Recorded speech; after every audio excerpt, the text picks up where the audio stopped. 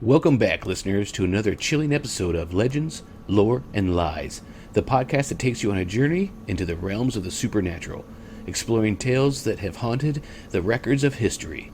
I'm your host, Lunatar, and today we delve into the dark and mysterious story of the Phantom Dragoon of the Delaware River.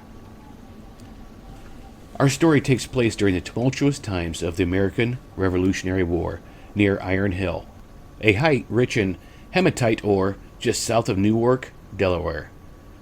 It was a place where the panoply of war, the sullen guns, the flashing swords, the glistening bayonets, loomed among the British encampments.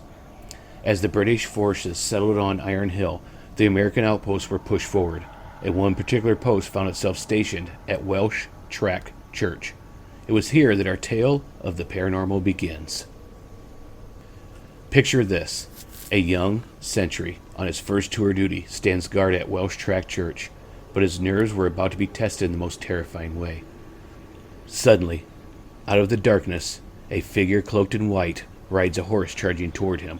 Coming within mere feet of his face, the sentry, paralyzed by fear, begs never to be assigned to that post again, for he had encountered an enemy not of flesh, not of blood, but one risen from the grave. His request was granted, leaving the sentry shaken and scarred by his encounter.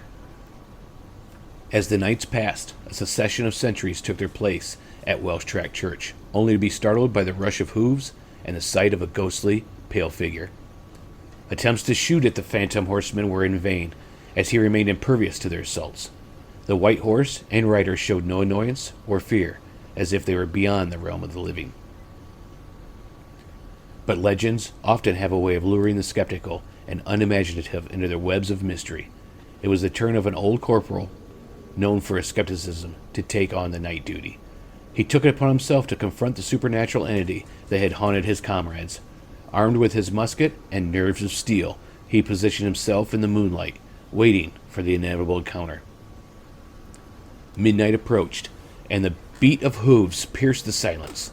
The corporal's spine tingled as a mounted figure emerged, a spectral representation of death on a pale horse. Yet, undeterred, the corporal steadied his aim, jammed his hat down, and sighted his flintlock musket with unwavering determination.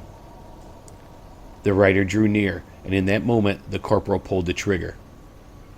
A resounding bang echoed through the night, and the pale form crumpled to the ground, while the horse galloped away into the distance.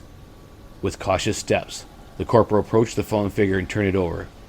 To his astonishment, he discovered a British scout, lifeless and still. This daring individual had relied on the superstitious fears of the local populace and American outposts. His nightly rides as a ghost were aimed at halting the advance of the American forces and gathering intelligence on their troops from vantage points. Despite wearing a steel cuirass, it offered no protection against the corporal's fatal bullet. The paranormal specter, the Phantom Dragoon, had met his demise at the hands of a skeptic, unraveling the mystery that shrouded Iron Hill and Welsh Track Church. The corporal's courageous act put an end to the nightly visits and exposed the truth behind the ghostly apparition.